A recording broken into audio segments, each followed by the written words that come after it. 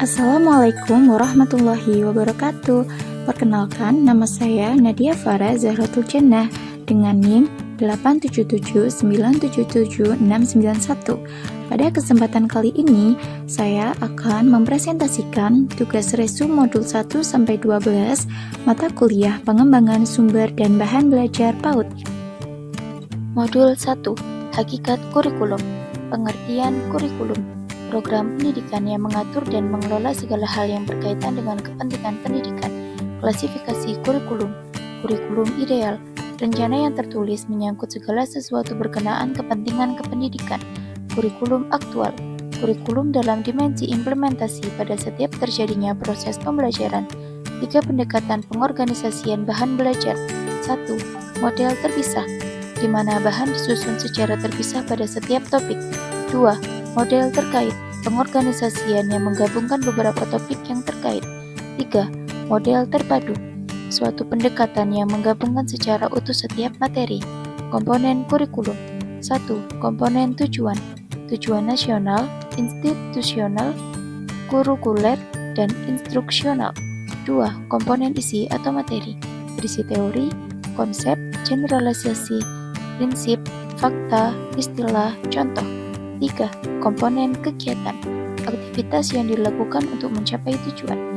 4. Komponen evaluasi, instrumen untuk mengukur dan memberikan penilaian.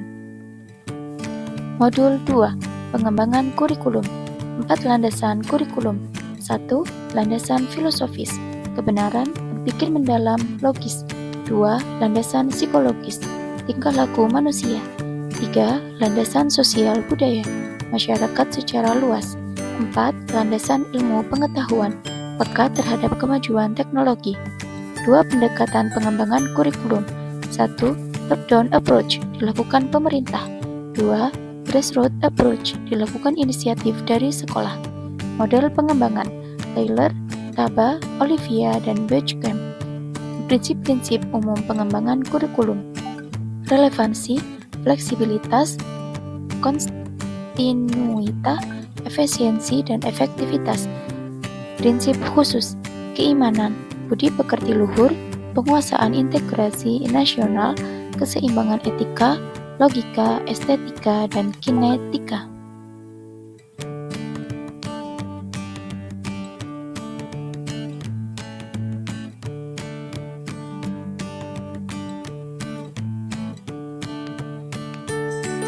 Modul 3. Kurikulum TK di Indonesia.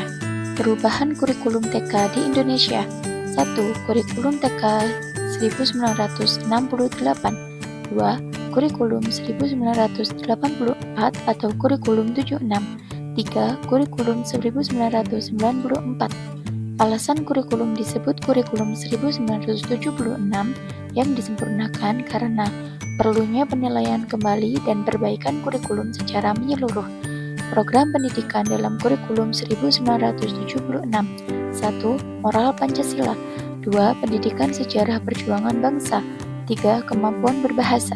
4. Perasaan. 5. Kemasyarakatan. Dan 6. Kesadaran lingkungan. Pembiasaan kurikulum TK 1994. 1. Moral Pancasila. 2. Agama. 3. Disiplin.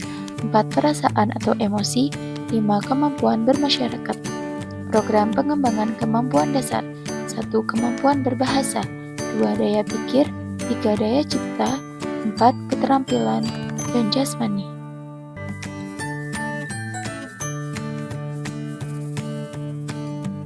Modul 4. Kurikulum TK berbasis kompetensi. Kompetensi merupakan indikator suatu kinerja yang berhasil dalam aktivitas kehidupan. Tipe kompetensi yaitu motif, bawaan, konsep diri, pengetahuan, dan keterampilan. Model kurikulum yaitu berbasis konten, hasil, dan campuran. Prinsip kompetensi yaitu keimanan, penguatan integritas nasional, keseimbangan logika, kesamaan keterampilan hidup, belajar sepanjang hayat, berpusat pada anak, gelar pendidikan, dan pendekatan menyeluruh diversifikasi. Komponen kurikulum berbasis kompetensi. 1. Kurikulum dan hasil belajar. 2. Penilaian berbasis kelas. 3. Kegiatan belajar mengajar. 4. Pengelolaan kurikulum berbasis sekolah. Fungsi. 1. Mengenalkan peraturan. 2. Mengenalkan anak. 3. Menumbuhkan sikap baik. 4. Mengembangkan kemampuan berkomunikasi. 5. Mengembangkan keterampilan.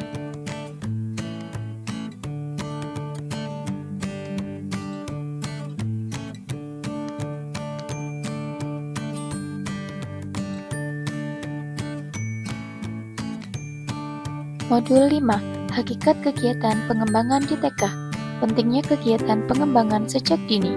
1. Usia dini adalah fase fundamental bagi individu. 2. Anak adalah praktisi dan investasi masa depan. Kegiatan dasar yang harus terpenuhi. 1. Menyediakan lingkungan yang kondusif. 2. Mendidik dan mengajarkan dengan benar. 3. Membimbing dan mengarahkan dengan tepat. Sasaran bidang pengembangan pada level TK. 1. Agama dan moral. 2. Pengembangan sosial. 3. Emosional dan kemandirian. 4. Kemampuan berbahasa. 5. Perkembangan kognitif. 6. Pengembangan fisik motorik. 7. Pengembangan seni. Karakteristik. Perkembangan anak TK bersifat holistik, yaitu antara aspek perkembangan yang satu dengan yang lain saling berkaitan.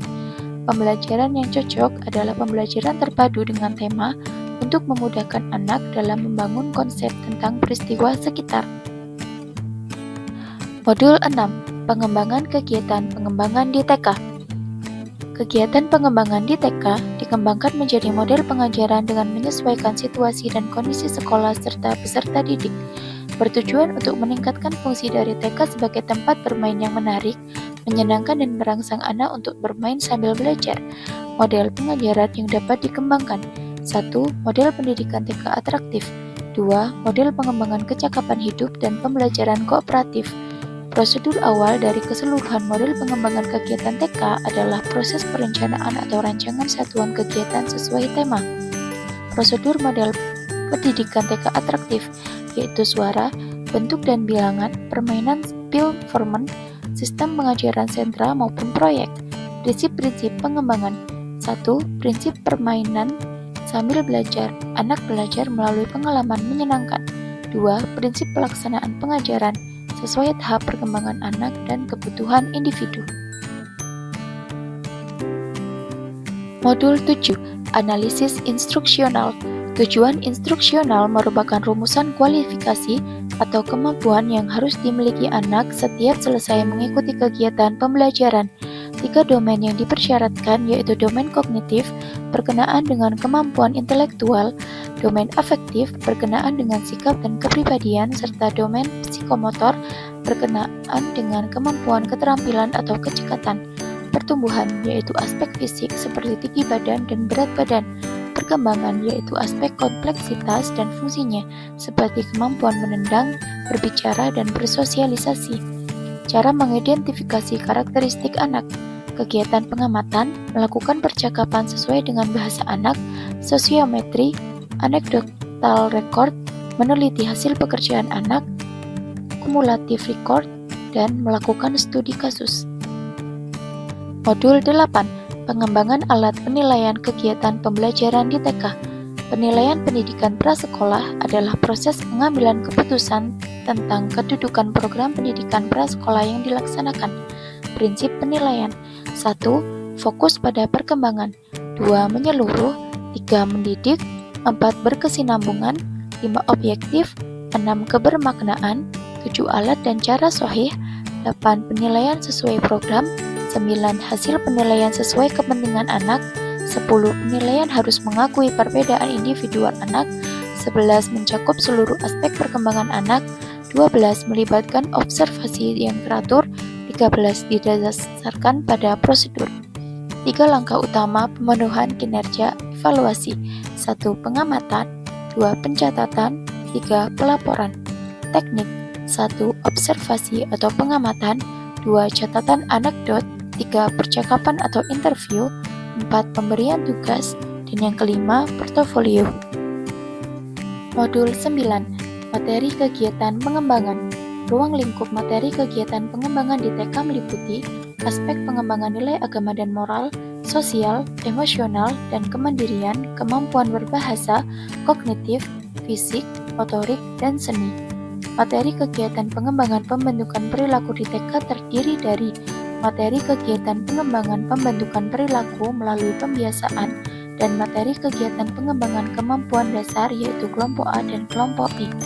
Pendukung perkembangan harus memperhatikan prinsip berorientasi pada prinsip perkembangan anak, berorientasi pada kebutuhan anak, bermain sambil belajar, menggunakan pendekatan tematik, kreatif dan inovatif, lingkungan kondusif, mengembangkan kecakapan hidup.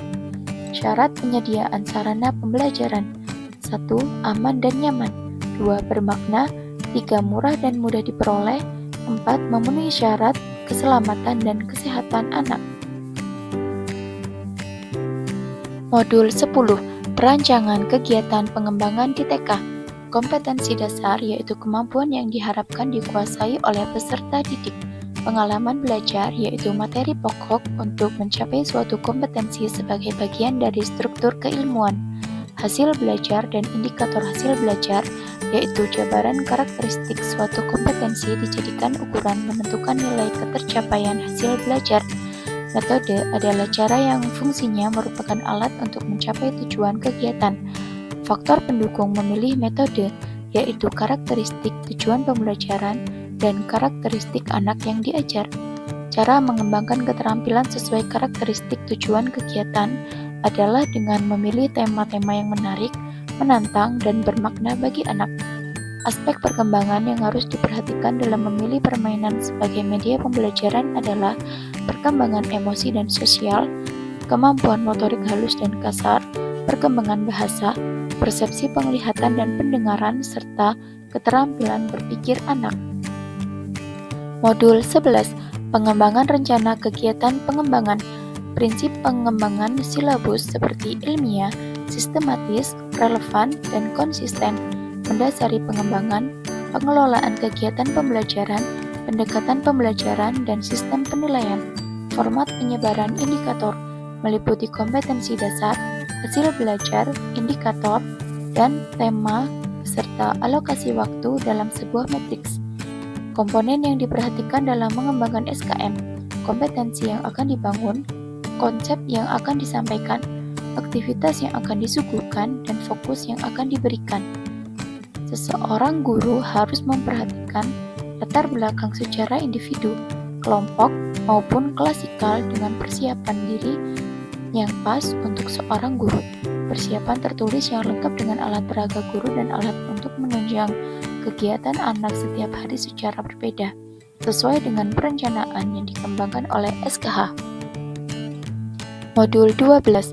Evaluasi program atau kurikulum di TK. Evaluasi adalah membandingkan dan mengambil suatu nilai terhadap sesuatu. Cara mengetahui kedua kesuksesan dari suatu evaluasi. Yang pertama, keputusan tentang apa yang dievaluasi dilakukan secara tepat. 2. Berhasil menemukan bantuan yang dibutuhkan anak. 3. Berhasil menemukan aspek pembelajaran. 4. Berhasil mengungkap program. 5. Alat yang digunakan reliable. 6. Dilakukan secara objektif. 7. Alat yang digunakan praktis. 8. Dilakukan oleh evaluator yang benar. Pada konteks kurikulum berbasis kompetensi di Indonesia, semua hasil evaluasi diarahkan untuk mencapai keberhasilan sosialisasi kurikulum berstandar nasional, keberhasilan penyusunan silabus, keberhasilan penyusunan program tahunan dan semester, keberhasilan penyusunan rencana pengajaran dan bahan ajar, serta keberhasilan kegiatan mengajar. Model evaluasi kurikulum, model congruence, dan model CPP atau konteks, input proses, dan produk. Demikian presentasi dari saya. Terima kasih atas perhatian. Wassalamualaikum warahmatullahi wabarakatuh.